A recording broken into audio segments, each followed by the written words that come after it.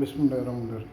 உமது இறைவன் மனிதர்கள் மீது அருளுடையவன், எனினும் அவர்களில் அதிகமானோர் நன்றி செலுத்துவதில்லை. அவர்களில் உள்ளங்கள் மறைப்பதையும் அவர்கள் வெளிப்படுத்துவதையும் உமது இறைவன் அறிவான்.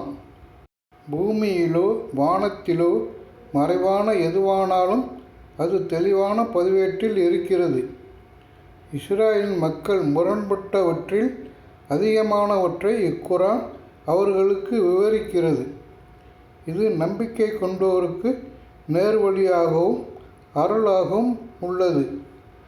உமது இறைவன் அவர்களிடையே தனது தீர்ப்பை வழங்குவான். அவன் மிகைத்தவன், அறிந்தவன்.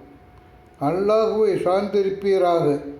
நீர் தெளிவான உண்மையில் இருக்கிறீர்.